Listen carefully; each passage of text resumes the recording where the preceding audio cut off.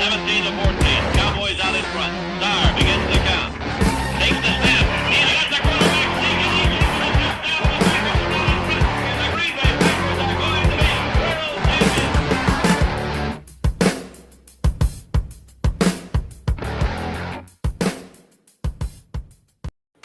Hey, what's up, guys? Welcome into Packers Total Access. My name is Clayton. You can check us out on packernet.com. You can find me on Twitter at Packers_access. If you'd like to email the show, you can send a message to PackersTotalAccess@gmail.com. If you'd like to text the show, you can send a text message to 865-658-5824. We're live on YouTube and Twitter this evening, joined alongside my good buddy here, Jacob from Packernet Fantasy Podcast. Jacob, dude, you look well rested, man. Did you work today, or you have the day off? What happened? In a way, I worked. If you, I was doing stop. podcast what research. What does that mean? In a way, I work. What does that mean? Are you stealing from the boss man over there? I was working on my draft strategies by staying home in front of the computer for multiple hours and just crunching through like 4 or 5 best ball drafts, various different platforms, just honing our skill, trying to do it for you guys, you know. Hey, putting in that extra. Look at my man. Never stops. Yeah. Never stops serving this overachiever. This crazy community. And you'll hear from him here in a minute in the chat, I'm sure. As a matter of fact, we got Zane in the chat already. Zane just says, let's keep it simple, man. Go Pack, go. Love it, dude. Welcome to the chat, bro. Appreciate you hanging out with us. So, Jacob, what I thought we'd do tonight, man, as people start to file in here, Ryan may join us shortly. It just depends on what he's got going on. If he doesn't, I thought let's kind of cast a little vision for the future, right, of the Green Bay Packers. So we'll talk about the 2024 salary cap situation.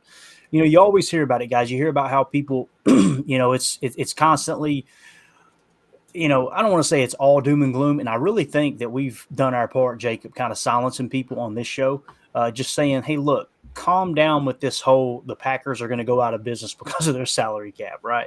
And, you know, just to kind of put things into perspective, next year already, according to Spotrac, okay, first of all, we're well under the cap right now at $16 million if Spotrac is updated.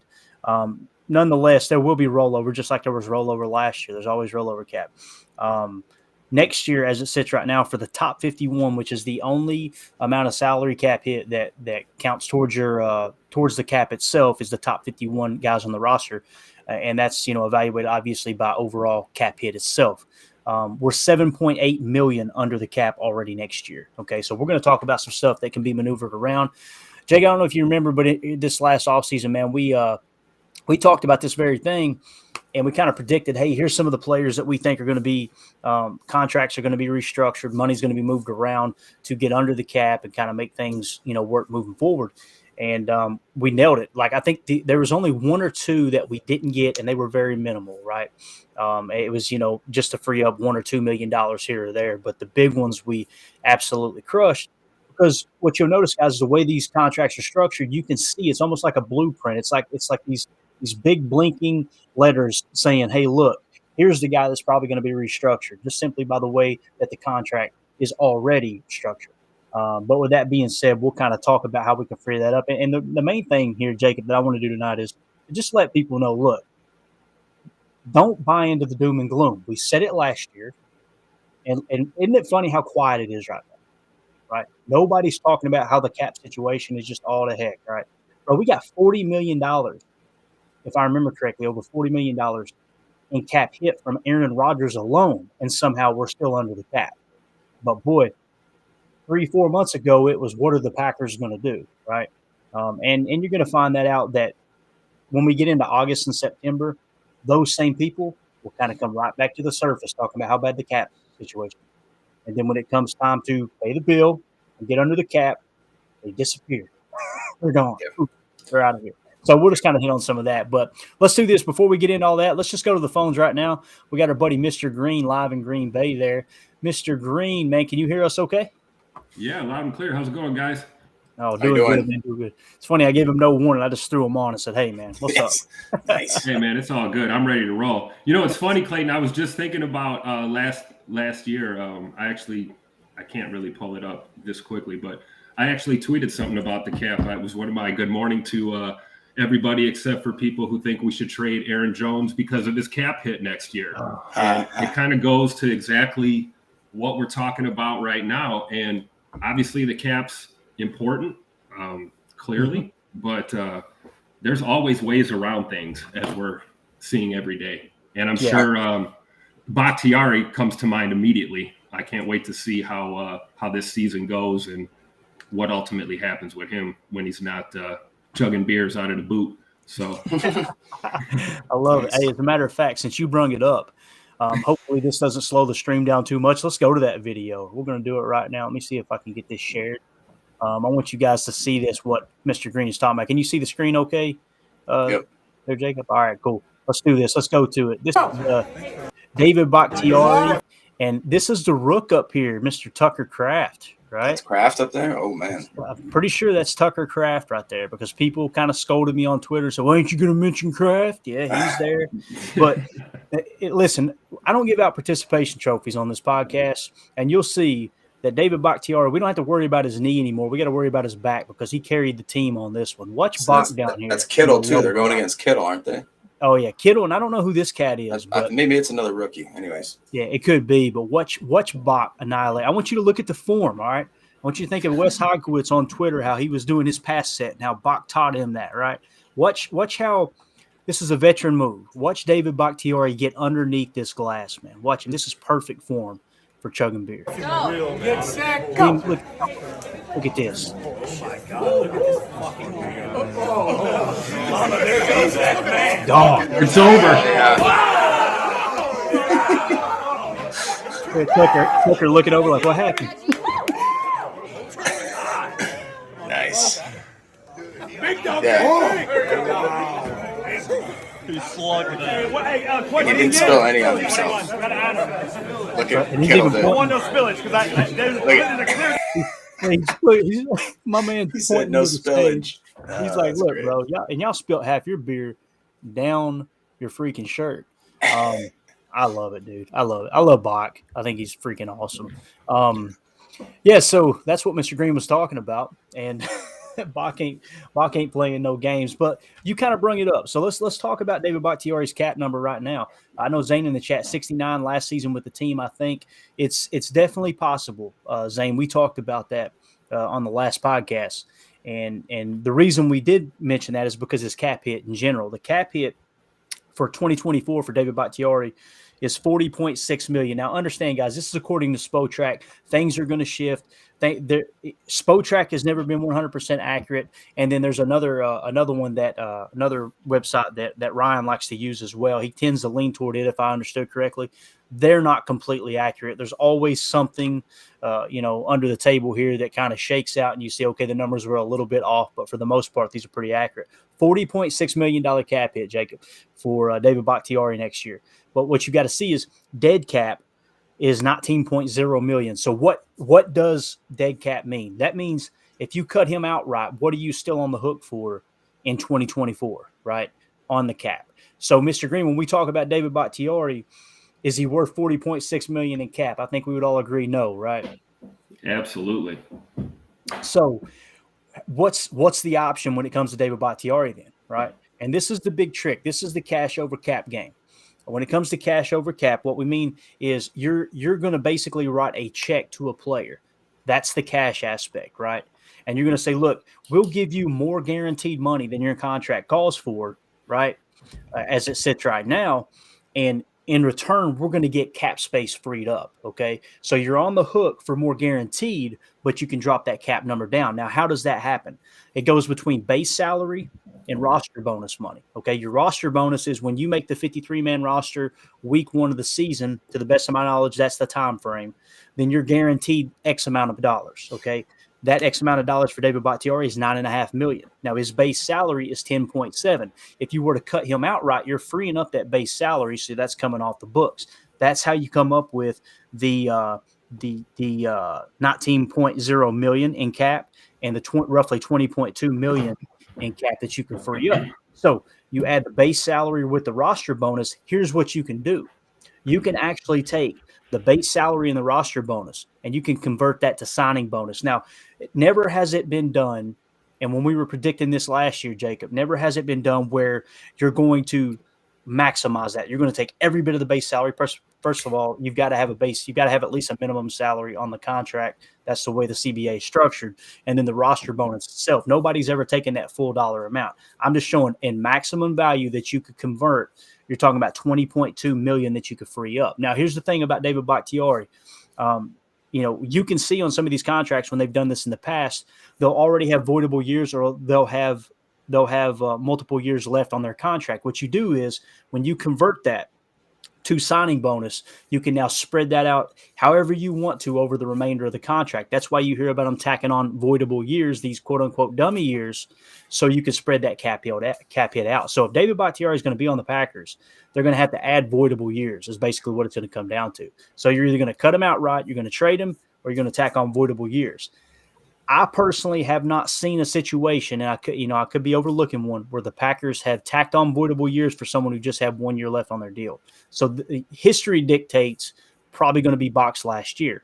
But if he comes out and plays lights out and they say we want him back next year, then they're going to throw some guaranteed money onto his contract, try to renegotiate and get him some extra years added, if that makes sense. So, you bring it up, Mr. Green. That's a good place to start. But that just shows you right there, we're already $7.8 million in the green next year, in the black, I should say, right? If you get rid of David Bakhtiari, you're freeing up $20.2 million already. So they could carry Bach's contract next year. They could.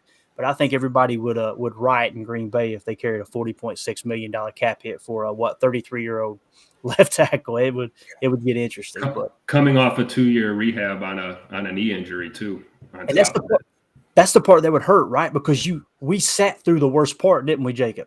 We sat through him being injured. Then he's finally healthy, and now we got to let him go.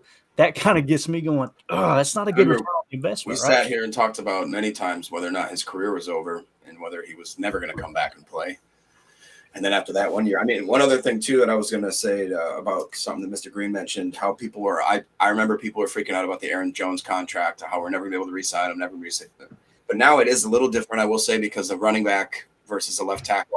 There's other teams, I think, that are still willing to pay Bach good money, whereas with Aaron Jones, I think he realized that the running back market is just hot garbage. So he was smart taking more money maybe than he could get other teams, But anyway. Yeah, absolutely. I agree, Jacob. Plus, Jonesy carries the G like nobody else, And, he really is a homer. That's awesome. Yeah, absolutely. Yeah. All right. Next on that list, let's just dive into it. And is there anything you want to talk about before we get nerded out on these contracts here, Mr. Green? Is there any topic you want to bring up, or you just want to roll with this for a minute? I don't want to mess up your momentum, but I did. Maybe you guys can speak to this later. I caught Ryan's podcast earlier, and he was doing the breakdown on the edge rushers and talking about Preston Smith. And, he was talking about how sometimes guys can fall victim to kind of like the scheme, or maybe you're more of a pass rusher, but you're utilized now and run stopping, and I think he made some really good points, especially, not just about Preston Smith, but I wonder if this is do you guys see this as a trend in the NFL, just period, regardless of your position group, with the exception of maybe quarterback, where guys are being asked to just be more versatile across the board? Like Mercedes Lewis is not signed right now. Is it because he's a blocking tight end, and that's what I do is I block, and I'm not really a pass catching threat like I used to be. Maybe special teams here and there. Do you think the league is just telling guys hey, I don't care if you're a great edge rusher, we need you to stuff the middle once in a while, or we need you to fall back in pass coverage, we saw it even the last couple of years in our secondary with, Kevin King. They were playing him down in the box on, in that star role or whatever you call it. Do you see this being something that league wide is just kind of a new thing, or do you think this is based just on your coordinator and your scheme?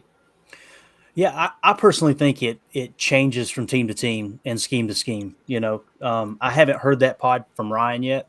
I need to go back and listen to that to know exactly the context in which he was talking. But when it comes to, building a roster, you want your team to be versatile. There's no doubt about it. Now, what does Joe Barry do within the scheme? Now, how many times did we see Preston Smith dropping into coverage, right? And it drove everybody crazy. You would see I mean, you've seen this gigantic man that we know what he's best at is setting the edge against a run.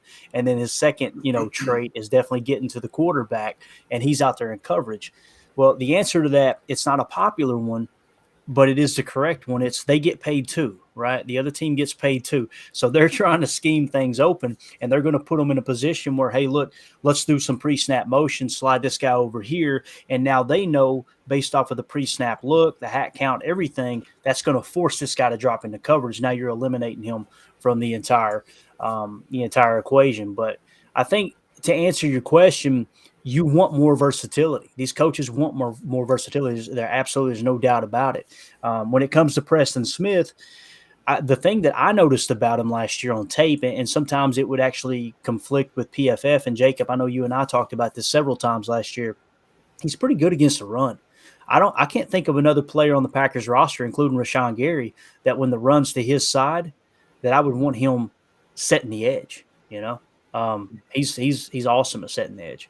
But since you brought up Preston Smith, let's hit on this. Let's talk about his cap numbers real quick. He's number 5 on my list. So he's the 5th highest cap hit for 2024, right? His cap hit is $16.5 million, and $13.9 million is in dead cap, meaning if you cut him outright, you're going to roughly free up, a little less than $3 million, right? Or right at $3 million. So now you've got to ask yourself, would you be better off gaining $3 million in cap space, but you're minus Preston Smith? I think that answer is no. What do you think, Jacob? At the price of $3 million against your cap, I think I want Preston on the team.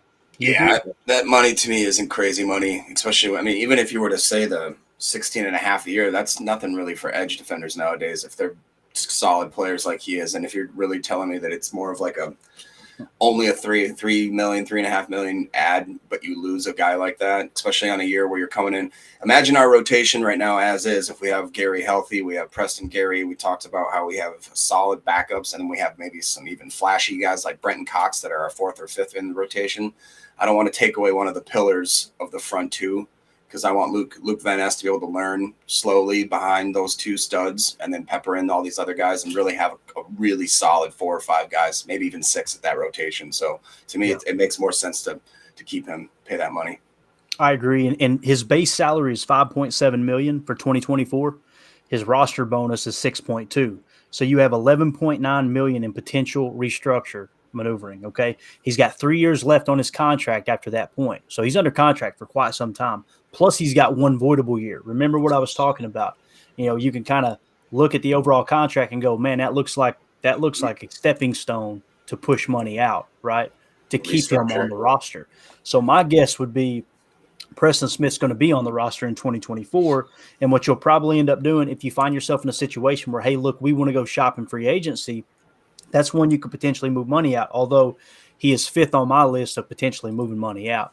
What do you think about it, Mr. Green? Based off of what Ryan said on the pod, and again, I apologize, I haven't heard it yet.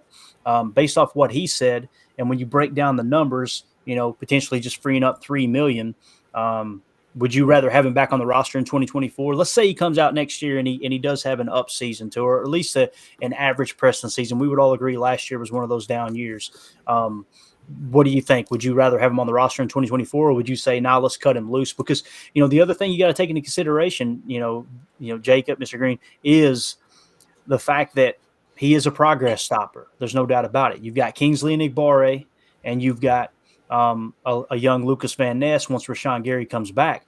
For every snap that Preston Smith's on the field, that's snaps that's taken away from those 2 young guys, right? So you've got to really take those things into consideration. Or I think Preston personally, if you're going to play some 3-3-5 Cub, you could slide him to one of those defensive lineman roles as opposed to an outside linebacker. But how do you feel about Mr. Green? Would you want him on the roster or no, 2024? Absolutely. I'm with you. I think we kept the right Smith when it comes down to it. Obviously, Preston is known to have those, 1 year on, 1 year off, as they say. That was also kind of what Ryan was alluding to in his podcast. And even down years for him, I think what he brings to that locker room and to that front, I keep him. I really do. And kind of what, unless I'm crazy, Mr. Green, wasn't part of the point of that segment was that Preston's quote unquote down years really aren't that down. Like especially Exactly. he was had one of the top highest rush percentages last year, I think, still even being a little bit quote unquote down. So yeah. And what do we know about a lot of the young players, especially the rookies, is one of the things they have the biggest time struggling with is the speed of the game. So having a guy like Preston Smith that's not an issue and you can plug him in even late in his career, I think it does make sense to probably hang on to him. Yeah, I agree. I think so too. And he's one of those good locker room guys. That's a fact. He's always been a team player. He just seems like one of those guys. This sounds stupid too, but he's one of those get off the bus guys. And what I mean by that is when you roll up to Chicago and they're peeking out the window watching the Packers out the bus, you want him to be one of the first guys off the bus because it's like that dude is a huge guy. It sounds so stupid. It sounds silly, but I'm telling you, that is a thing. It is a thing. There's no doubt about it. What you do between the lines obviously matters more, but I definitely I always giggle when I hear people say that's a get off the bus guy. Or if you're playing a game of pickup football, right, and you got all these guys out there in the park and you're getting ready to pick your next guy, you're going, yeah, I want that guy right there. But good stuff, man. Let's move on to the next one. And if you have to go at any point, Mr. Green, cut out. But you're welcome to hang around as long as you want, man. This is love the insights you're bringing too. Kenny Clark, next year's cap hit. Kenny, we've talked about Kenny. I'm just waiting for people to start blasting me as the Kenny hater because I keep pointing out that I feel like he's underperformed. Dude's one of those quiet leaders, though. Obviously, teammates absolutely love him. He had that one great year. Granted, it was under Mike Pettin, but he's one of these dudes that you can tell they look to, in a leadership role. If I remember correctly, I could be wrong here. I may be speaking out of turn, but I think he was voted captain last year, if I remember right, as a defensive captain, but I could be wrong. He's just one of those guys you can tell his teammates absolutely love him. But his cap hit, $27.4 million, dead cap, 24.3 attached. There's no way I'm cutting Kenny loose to free up $3 million in cap. Ain't going to happen, right? Now, his base salary, $15.5 million. His roster is a goose egg right now. His roster bonus is listed as 0. Now, I don't know if that's a glitch in Spotrac's system. I don't know if that's 100% accurate. I don't know if there's other things that need to be factored in, but that's how it sits right now. That's how we'll play this. 15.5 in base salary you could potentially convert. Now, what does the rest of his contract looks like?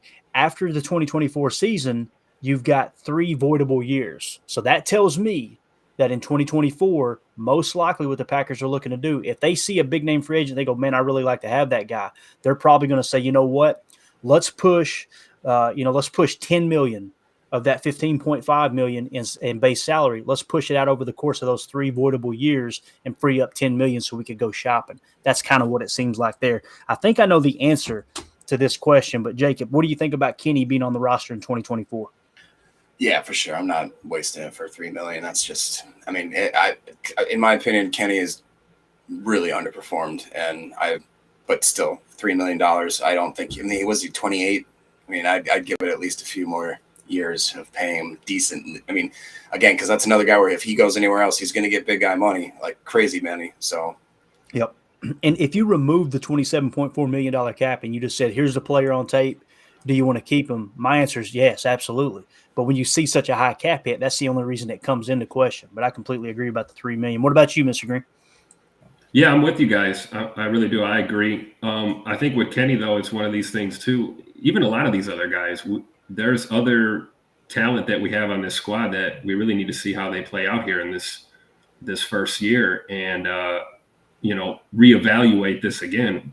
What my question for you is what's the deadline on him to make the moves that we need to make going into 24? Are you talking about outright releasing him after this year? So basically for his 2024 cap hit, right, it's $27.4 million. So we're going 1 year ahead here and saying, okay, here's what his cap hit's going to be. Now, as far as the deadline, there's some June deadline stuff that really throws into play the future bonus aspect, which we don't want to get too far into those weeds. We can sit here all day and talk about those. But yeah, so what we're talking about is as far as a deadline, yeah, obviously you're not going to cut him outright, but as far as converting the money, typically that happens. If I remember correctly, it happened in February the last 2 years. So Okay. as far as a date deadline of, hey, when do we think the money will be moved? It'll probably be moved right before, definitely before the new league year, but possibly a little bit earlier if the Packers are really trying to gear themselves up to do some of those early visits as far as free agency. So did that Because answer? I think, yeah, that answers my question. I think that it changes things too, because, if we got someone that can step up and play the nose, it's going to give us some other things to evaluate. Like you said, look into the future, but I'm all for keeping Kenny Clark around with those kind of numbers. Yeah, and especially if you're in the nickel the majority of the time, whether it's a 2-4-5 or that 3-3-5, what you're going to want with Kenny, in my opinion, I want him to play that one tech. I want him to play that one tech, and I want Devontae White to be able to play the three. And that three Mhm. tech is, I think, more people. Enough people don't talk about how important the three tech is. What I mean by three tech is, you may know this, Mr. Green. I try to explain this stuff as we go because I know that if there's one person out there that's listening and they go, I didn't know that, then it was worth mentioning.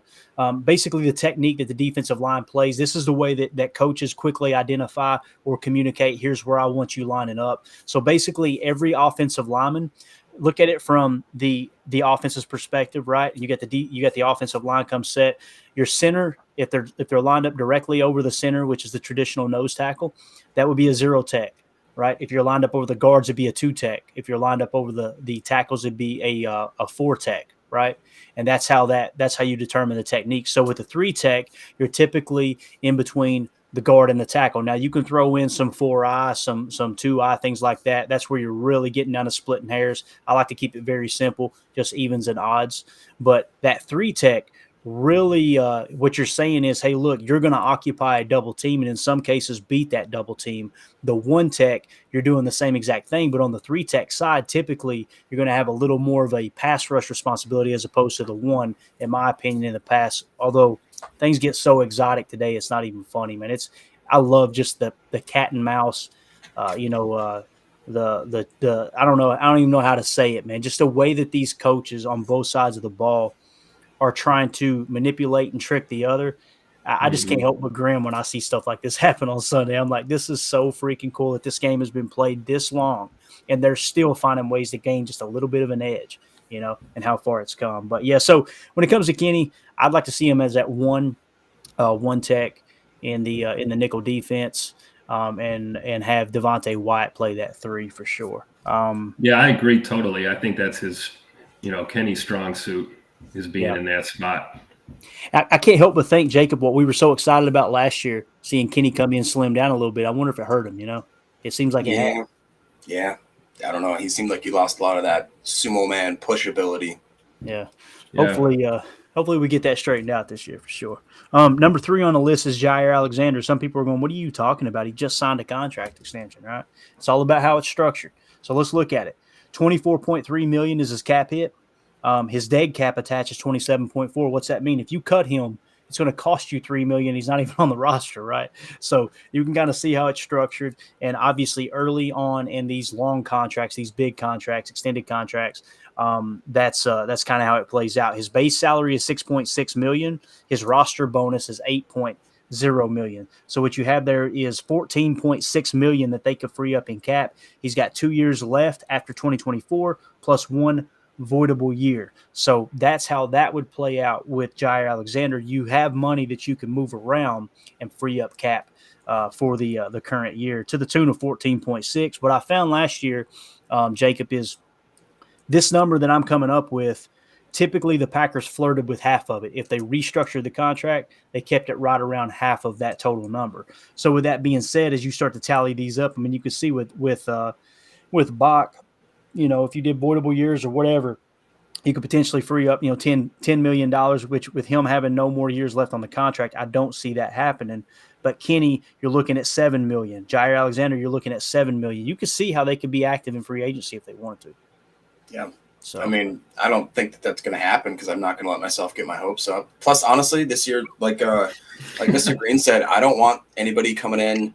I've got some interesting stuff we can get into if I find a little gap, but it just seems a little off right now. But it's something to do with snap counts last year versus guys that are gone this year and how there's a lot of stuff to fill. One of them, the biggest ones, is wide receiver, clearly. So once you find a little gap, we can get into that. But I don't want to sign a veteran, for instance, wide receiver or really anybody on defense or anybody on the offensive line. I don't want anybody that is coming in and is going to rob people of some valuable snaps. So Yeah. It's important, man, and it's all about balancing that. We got Lucas Van Ness in the chat here. He says, "What's up, Packer fans? I appreciate you dropping through there." nice. Number 90.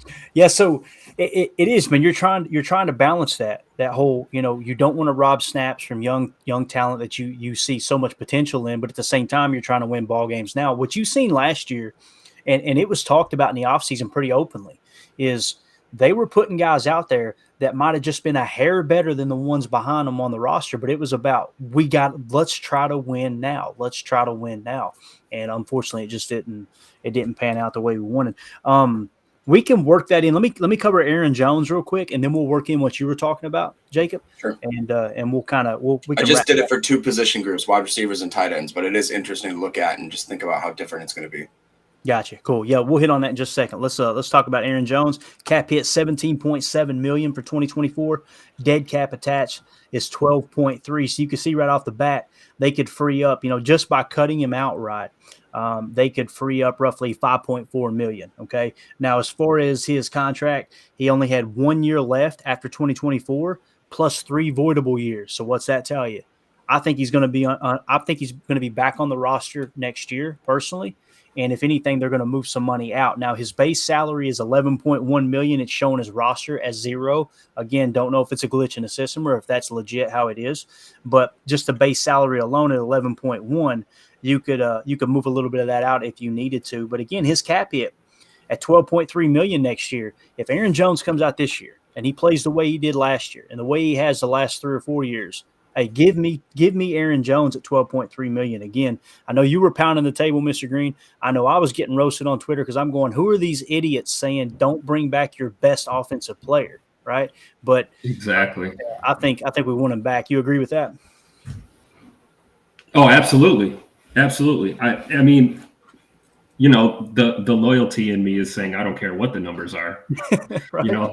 Let the man retire a Packer. But yeah, I mean, the guy is he's lightning. We got thunder and lightning in that backfield. And I think this year is the year we're going to get to see it. Yeah. Shake and bake.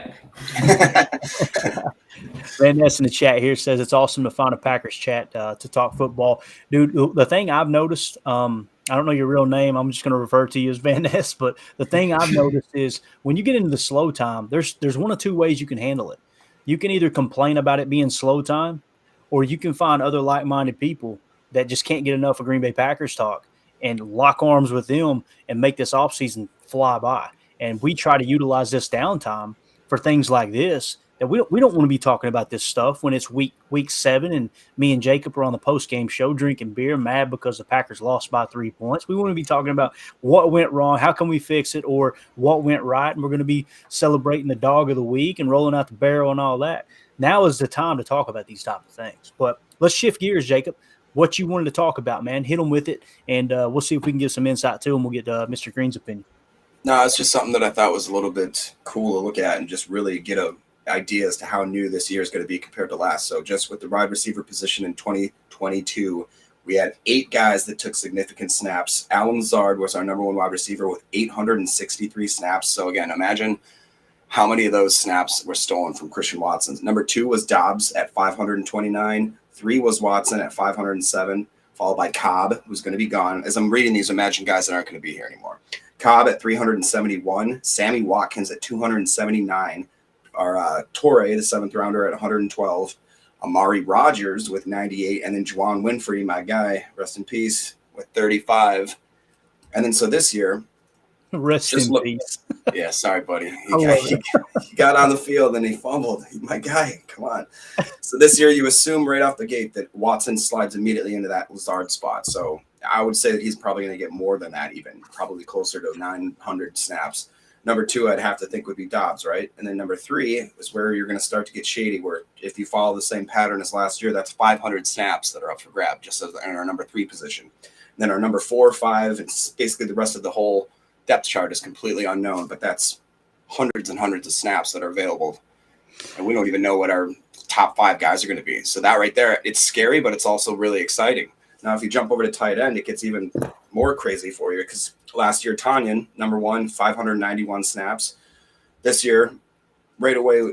Well, let's go back. Lewis 451, DeGuara last year at 259, and then Davis at 175. So immediately this year, your head goes to, well, who's going to be the number one? Because in theory, people are saying, well, Musgrave, obviously. Haven't you seen how fast he is in pads and no pads and shorts or whatever?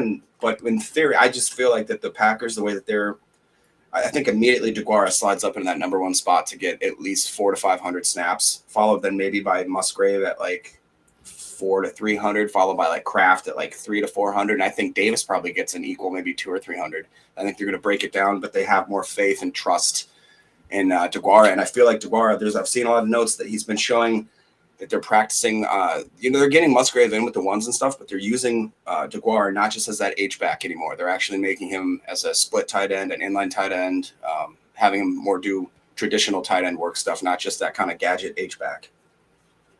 Good stuff. I think to your point, Jacob, when you say that, the names that stick out to me right away in both of those groups are Sammy Watkins and Mercedes Lewis. And there's those veteran guys that you're saying we don't want to make that move right now because we want to see Tucker Kraft getting these snaps. We want to see Musgrave getting these snaps.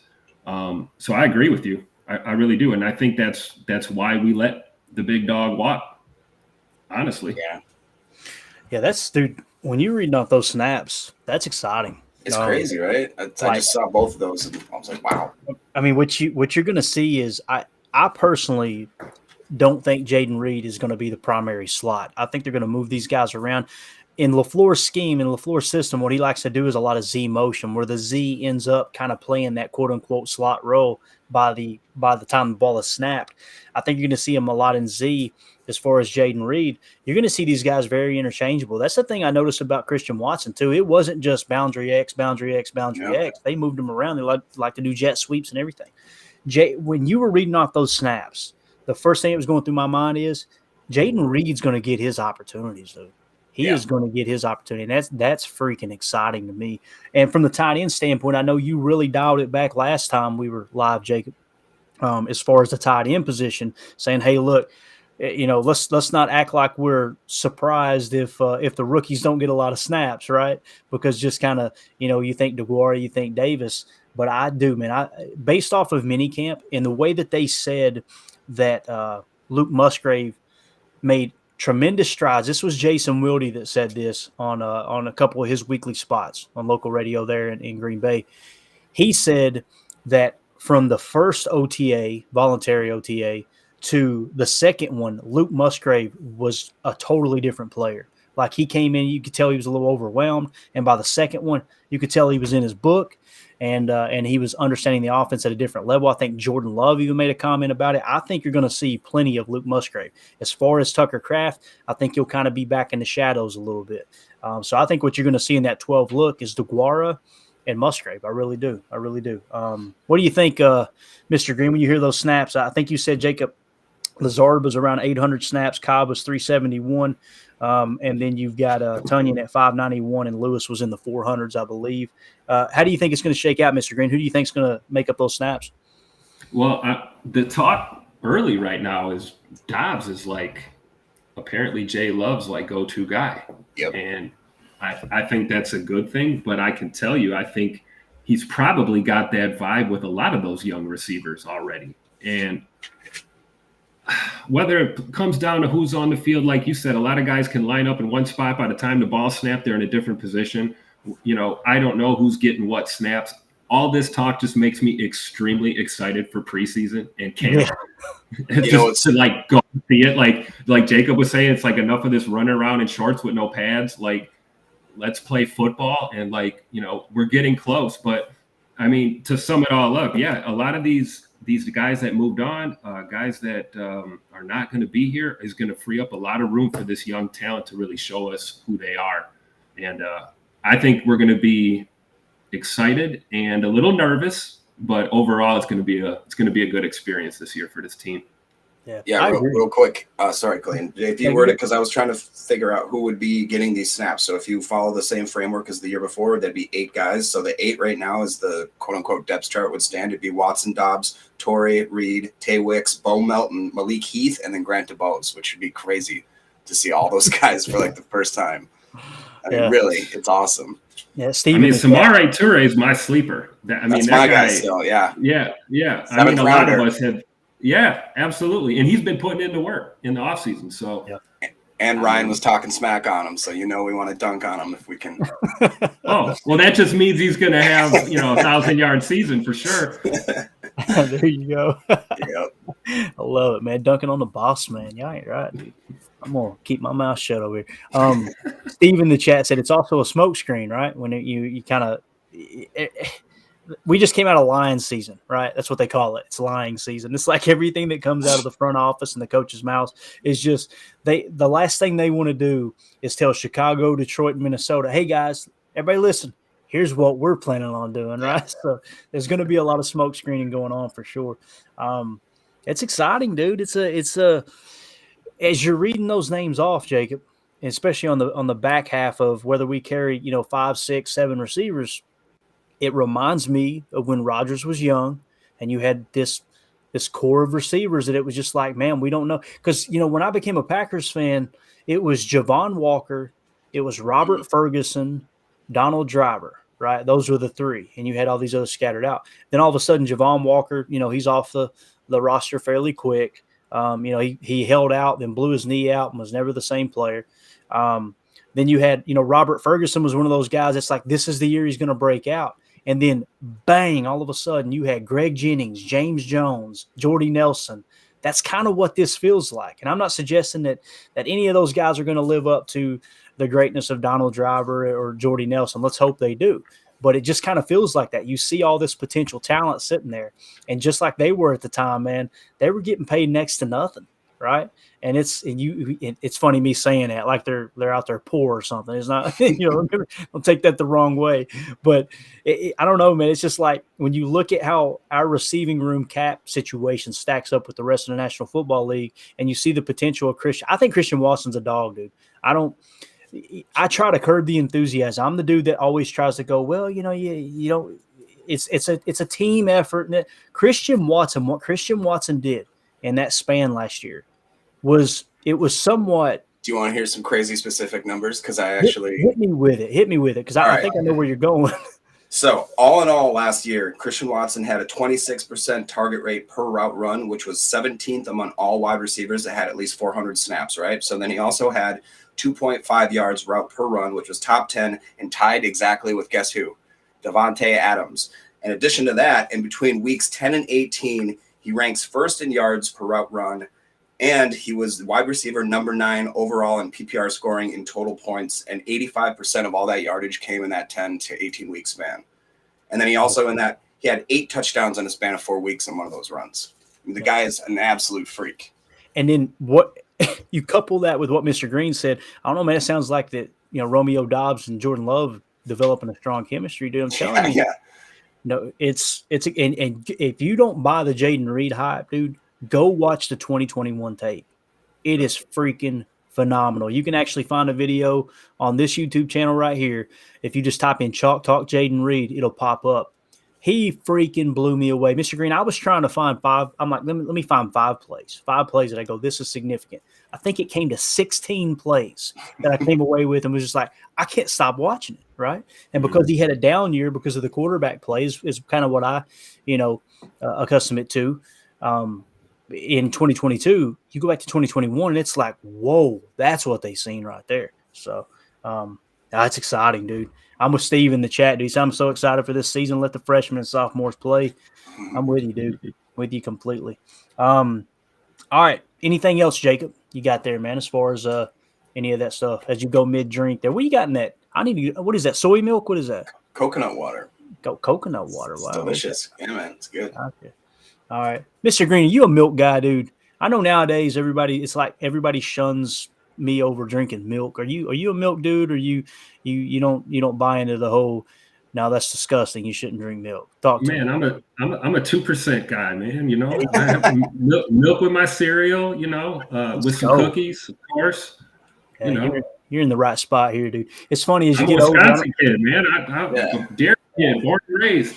I see you though. You ain't got an ounce of fat on you, man. I'm built like a freaking. I'm built like an English bulldog, so I'm on the skim right now, dude. I'm like, I got to have my milk fixed. Since people hear skim milk and they get disgusted, but I got to do something, man. I'm telling you, I'm getting old. It's coming up quick here, boys.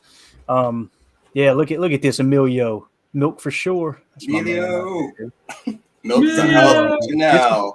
This is what you talk about in June, babe. We're talking about milk. That's what Milk, as long as it doesn't come from a nut, because you can't squeeze that thing that hard. There's no milk coming out. All right, I don't know what they do. Steve in the chat says Jaden Reed reminds me of Devin Hester as a returner. Dude, I laid out a punt return where, and I'm not exaggerating, I counted it. I had to double check it. The punter, the ball was in the air. I think it was for 75 yards off this punter's leg, which still, I'm going to rant here a minute, guys. Will you guys be my therapy here for just a second? How in the hell do we struggle to find special teams kickers, right? Whether it's kicker or punter. And then you turn on the college tape and there's 500 of them running around college football. It's like, we can't find one of 32. Does that frustrate you guys too? Yeah. I mean, we don't ever, it seems like they'll never designate a draft pick just for that position, where other teams, like, they'll get their Wan'Dale Robinsons or their Richie James or their scatterbacks or just, their Hesters or whatever. They never seem to designate that important. But we had Desmond Howard, remember that? And look what happens. Super Bowl MVP. Shocked. Yep. Right? Shocking. Funny how that works. Yeah. Brad in the chat says, thumbs up, people. There should be more people following. Hey, we appreciate that, man. Thank you for helping spread the word. And, here we go. Janelle says milk is unhealthy. There it is. Hey, look, I respectfully disagree. I had somebody I had a close friend of mine. I had a couple of business partners, Scott and Savannah. Savannah told me one time she found out how to drink milk. She was like, do you know? I'm trying to think of how she said it here. I'm trying to say it like her. She's like my little sister. She is an unbelievable person. And this is no shot at you, Janelle. But she said, do you know that we're the only mammal that drinks the milk of other mammals? And I said, you know we're the only mammal that flies airplanes? I don't want to tell you that. Come on, dude. Stay away from my milk, man. Anyway. All right, let's back the only other two that I had as far as roster, cap hit. Let's get back to the boring part here real quick. This has been good conversation too. Elton Jenkins, cap hit next year, $14.5 million. Jacob, we talked about this the other night, and Ryan said his pick would be for Elton to play left tackle once Bach is gone. Can you imagine having Elton Jenkins at left tackle for $14.5 million? I was gonna say, for that money. The only thing that I would say is, again, to the point of not impairing other people's progress. You look at a guy like Zach Tom, and you think, if he's the guy, maybe we mold him and let him become that, like, ultra dominant left tackle after if Bakhtiari decides to not pass on, but move on. Hopefully he doesn't die. Sorry, buddy. Sorry, buddy. Drinking. Milk is good. Yeah. So it's funny that when they signed Elton Jenkins, I was one of the people going, I feel like they overpaid. And I was looking at it strictly from an interior offensive lineman standpoint. But now when you look at it and go, he could potentially play left tackle, bro, that's dirt cheap. Is it not, Mr. Green? $14.5 million for someone who could potentially be a Pro Bowl left tackle? Absolutely. And like you said, a guy that in a pinch can play anywhere on that line. Yep. I'm confident he can play center. I remember when they made that draft pick, dude, I was like, I don't know about it. They took a center? Like, what, And then he comes right out the gate and he's bullying Aaron Donald. I was like, oh, my God. Yeah. I'm excited to see him and Bach healthy this year, for sure. But $14.5 million, 14.4 in dead cap. Obviously, he's not going to be cut. Base salary is $3.5 million. Roster bonus is $5.1 million. So you've got 8.6 that you can maneuver there, based off of the past and what Packers have restructured. It'd be half of that. So you're looking at $4 million you could free up there. And he's got 3 years left with 0 avoidable years. So you would just simply, if you did want to push a little bit of money out to put yourself in a little bit better cap situation now rather than later, then you could spread that out over 3 years that are remaining on his contract after the 2024 season. The next one will be Devondre Campbell at $14.4 million cap hit. Dead cap is 11.6. So you're freeing up a little over $2 million or almost $3 million in cap if you just cut him outright. And then base salary is 6.9, roster bonus is 2.9. That combines for $9.8 million that you could free up. He had 2 years left on his deal with one voidable year, so you got a little bit of maneuverability there. So based off of all that, I'm just going to kind of tally it up real quick here, and it's going to be 10, so that's 17. Let's see, 24, 29, 35. Yeah, 39. I mean, you've got potential for, $40 million. If you wanted to go, you know what? Jordan Love's shown enough, right? Jordan Love's shown enough. He's our quarterback. We can win now. This is talking 2024. If you see that and you go, okay, he's shown enough. The receivers have stepped up. We're still saving money there, although there'll need to be contract negotiations there. Keep in mind, too, we got Rashawn Gary we got to extend. We all know that. But you could look up next year and go, all right, man, let's move some money around. Let's go make 2 or 3 big free agent signings, just like they did with Preston Smith and Jaire Smith, and say, all right, let's kind of push the chips in the middle of the table right now, and let's see if we can go win this thing. Like, that could happen as early as next year. Do you realize that, Jacob? Yeah, I'm sure if Ryan's hearing this, he's saying, no, go all in. No. He's pulling his hair out, throwing his headset. But, yeah, I mean, it'd be cool. Or I'm always so cheap where you were saying, like, we could sign 2 major free agents. I'm like, or 4 decent free agents, or maybe 5 or 6. I'm more for the homegrown kind of stuff. I'd rather maybe sign maybe 1 good free agent and then pay our guys that are, performing, your Toms, your hopefully Wyatt and hopefully Quay. When that time comes, hopefully they're lighting it up and we have to get a little bit of a discount to keep them around. That'd be great. Yeah, for sure. Steve in the chat says Zach Tom can also play anywhere on the offensive line. That's, you don't want to get into this complete overhaul rotation of offensive linemen playing at different positions, but you want that guy. You want 1 or 2 that can play anywhere. And the goal is, if someone goes down, you want the least amount of moving parts as possible. You want it to be this guy goes down, this guy replaces him. It's that simple. Not this guy goes down, that guy now has to move here, this guy now replaces him. Now you got multiple people playing out of position, and that's the beautiful thing about Zach Tom and even Elton Jenkins. You can really minimize the chaos that may go on with a few injuries.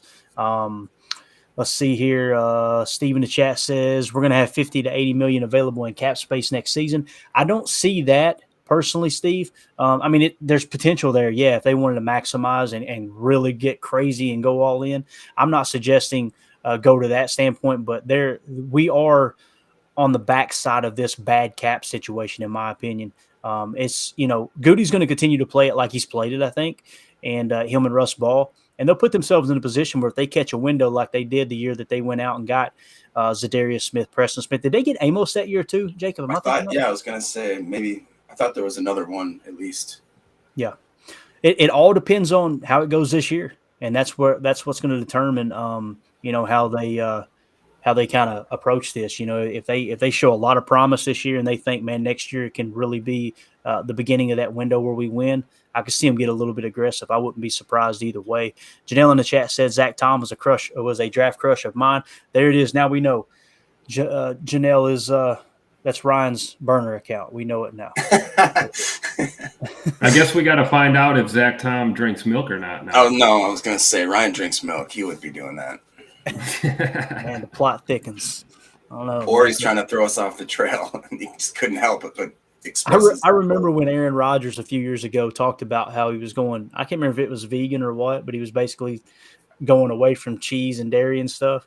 I remember getting mad about that. It was several years ago. It was like 5-6 years ago. I remember going, bro, you live in Wisconsin. You play for the Packers. How are you going to open? If it is the case, keep your mouth shut. How are you going to come out and say it? I remember getting so mad, dude. Team Milk over here, man.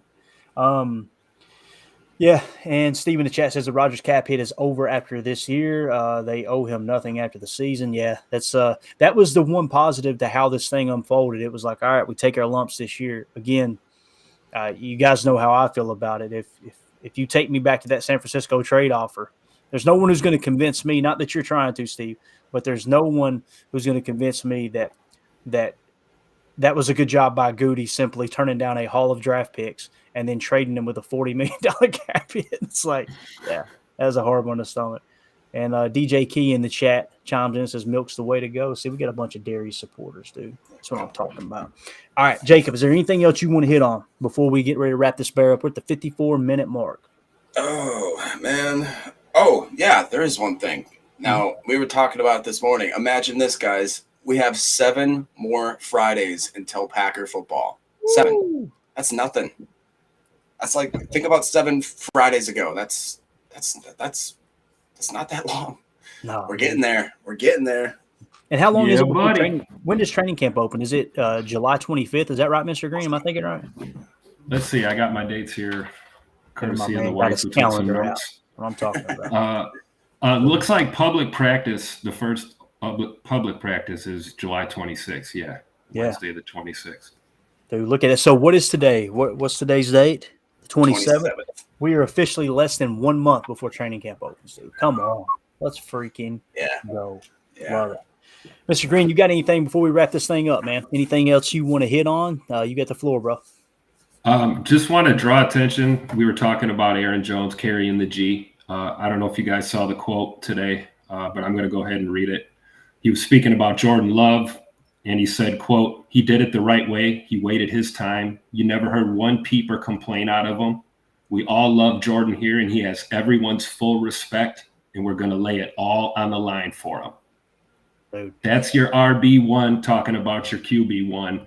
I'm telling you right now, the rest of the world can sleep. The rest of the world can doubt. I'm telling you, this Packers team, I got a feeling they're going to shock the NFL this year. I can see it coming. Hey, I love it, dude. I love the energy. Dude, there's something special that happens when you get people unified. That's for sure. Last year, I think we would all agree it wasn't there last year. It just wasn't.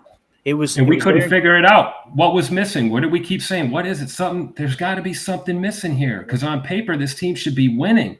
Yep. I think we all know what it was, and you just touched on it right now, Clayton. That's spot on. Yep.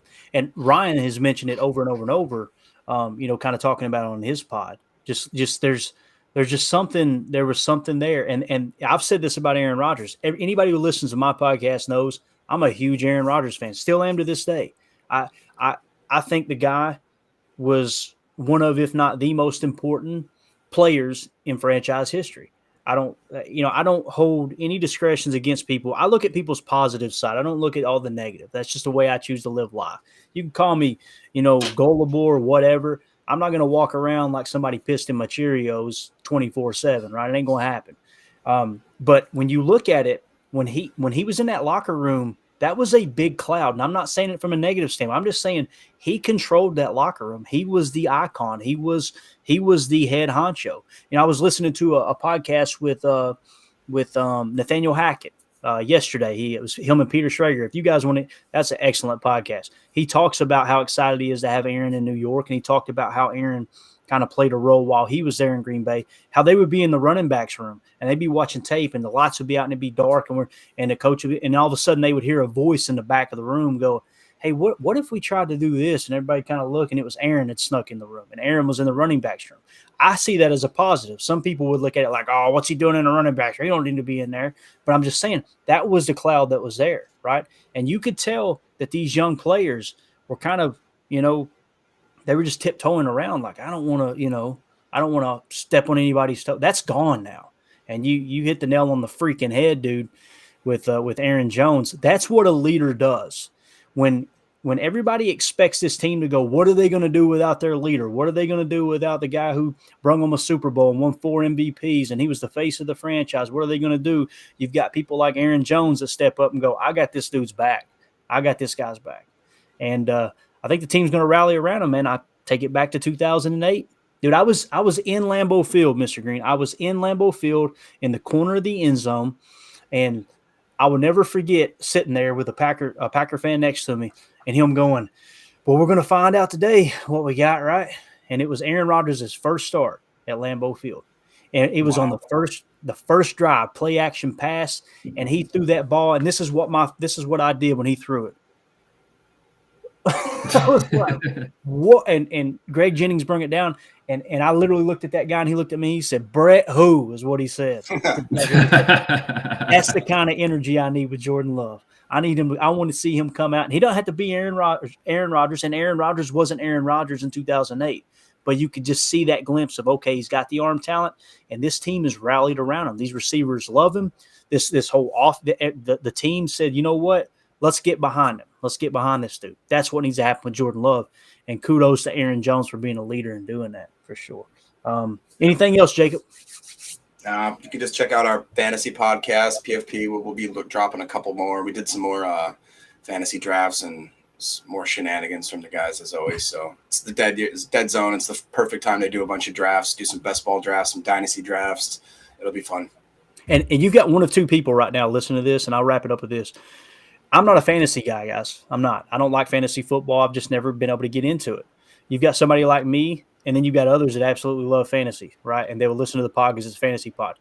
Give it a shot, even though you're not a fantasy pod or a fantasy guy, because I'm telling you, the chemistry these three dudes have together is did you have a fourth guy on there last year? Yeah, we got four. As Paul, the Viking fan, ended up leeching his way on there. Now he's there all the time. They always say they're like cockroaches, dude. They find their way in always. Yeah. Just the chemistry and these dudes cutting up. It kind of feels like you're just hanging out. It's almost like you stumbled into a bar on the east side of Green Bay. Mr. Green may be able to relate. And you're hanging out at the bar and you hear three or four buddies talking about their fantasy league. It's entertaining, dude. I'm just telling you. I love listening to it. So make sure you check it out. That's the Packernet Fantasy Podcast. And like I said, as we get closer to the season, there'll be more content crank up there. Hey, Mr. Green, dude, we appreciate you hanging out for the entire show, dude. This was a blast. Hey, thanks for the invite, man. This was great. It's a pleasure talking with you guys. Definitely, man. All right, we're going to get out of here. Appreciate everybody hanging out in the chat. Love to do a quick roll call, man. There were so many of you. Steve, DJ Key. Let's see here. There's so many nicknames. Dakota. I'm trying to remember. Emilio. Dakota, That's who 31. that is. Janelle, the milk Janelle hater. trying to get us off the milk train. Ain't happening. Kidding. All of you guys. Too many to mention, man. I shouldn't even do it. Zane. All you guys, we really appreciate you hanging out with us, man. It was a blast. So let's get out of here. I will say this: I've got a tweet pinned at the top of the page. So does Ryan. We had a Packer fan whose a family faced a horrible tragedy. I'm not going to sit here and pretend like I know them personally or understand all the details. I just heard enough of it that I said, you know what? I'm going to pin it to my page. I think I'm going to do a giveaway and base it around that too, like we did last year to help raise money. But this is a family that had a horrible tragedy. The two young kids lost their mother, and then they end up losing their grandfather, I think, in the same week, if not within 24 hours. And, it's fellow Packer fans. We want to take care of each other. But what we'll probably do is I've got a Josiah DeGuara autographed jersey that I'd like to give away. So we're going to put together a giveaway for that and help raise money for that family. So if you're in a position where, hey, look, I got a little extra and I'd like to help somebody out and sow some good seed, hop over to my Twitter page or hop over to Ryan's Pack_Daddy Twitter account, and you'll see a link to that GoFundMe to help that family out.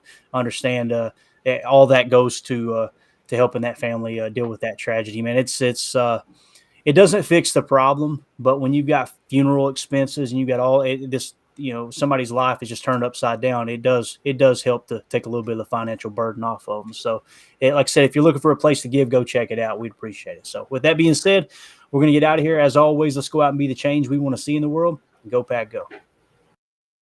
For Jordan Love. 37. Here he is throwing in the middle. It's caught by Watson. He's got great speed. Turning the corner. Christian Watson down the sideline. And he will score. Whoa. Hang on. Love to Watson. To a one-score game. This one is the stunner. You basically feel like, all right, this Eagles team sort of has this thing under control, and then Christian Watson hits the Jets again. 6 touchdowns now in the last 3 games. He is really something. When he gets in the open field and running, that was some throw by Jordan Love, too.